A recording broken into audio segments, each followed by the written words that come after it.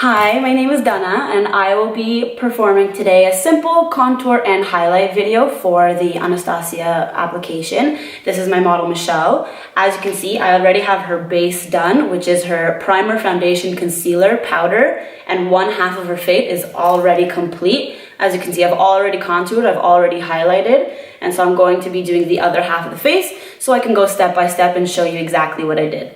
So first, normally what I do after I conceal, I put a layer of powder underneath the eyes to let it bake, which minimizes creasing and helps it last longer. So normally while I do this, I normally go for the eyebrows. So I'm gonna go ahead and do her right eyebrow. I've already done her left. And the key with eyebrows is to go with simple brush strokes to mimic hairs because you want it to look as natural as possible. So using the Anastasia Brow Wiz in soft brown, I'm first gonna go in with the spoolie side and brushing the hairs up will allow me to see the natural shape of her brow. So then I can go in and just follow the natural shape, making it as natural looking as possible. So after I've spoolied, I'm gonna go in with the brow side and starting first with a line underneath her brow and following the natural arch with little brush strokes and then going down towards the tail. And as you go down towards the tail, making your hand a little bit heavier and applying a little bit more product so it's darker towards the end. And then closer to the front, you want to make with a very light hand, brush strokes upwards so that it looks like her natural hairline. Then you can go back in with your spoolie constantly throughout the entire process to make it look more natural and blend the brush strokes that you've done in. And then you want to go in the top and just again follow the natural brow shape and create a slight arch, again with a heavier hand closer to the tail. Now a good trick, what you can do to check the shape of your brows, taking your pencil with along the bridge of the nose, you can go right up here and that should be the start of your brow. You can go at an angle here and that should be your arch. And then following the end of your eye and your nose, that should be the end of your tail. So you want to extend the tail if the natural brow doesn't go that far. So there is that finished brow and that is completed with the other side. Now we're going to go into contouring the face. So contouring the face, what you want to do, you want to think of the darker shades as receding the face, receding anything that you want to appear smaller, and highlighting to bring it forth.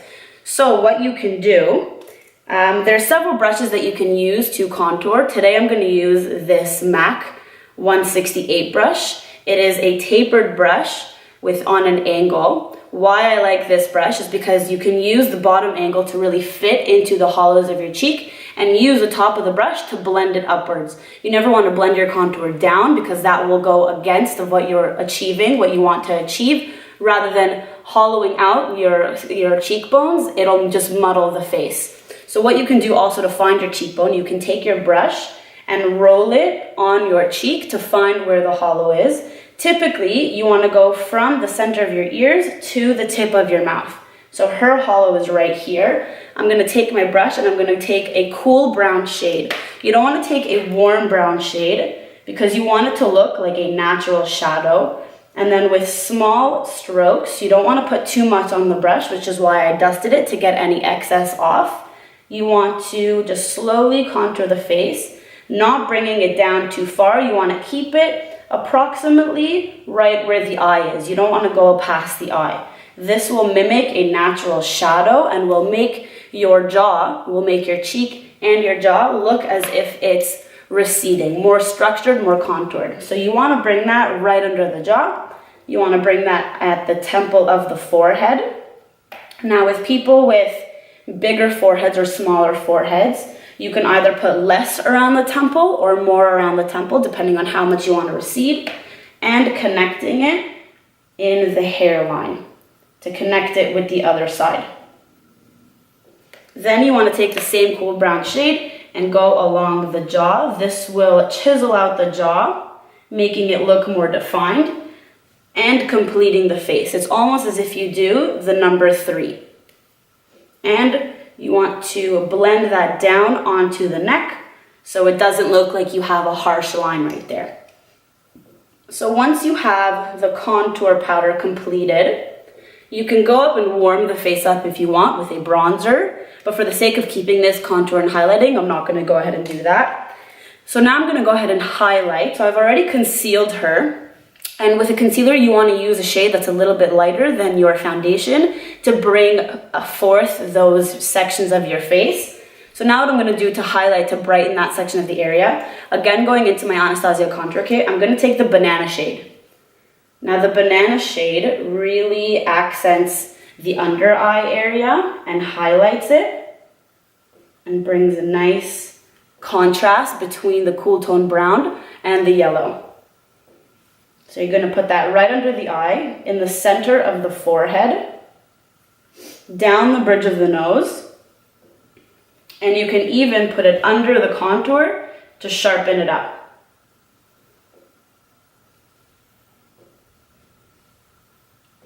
And that's that. Now also what you can do, if you want to contour your nose a little bit to make that look a little bit slimmer, you can take a contour brush. Any brush really will do. A lot of people use blending brushes, or they do it with a cream contour.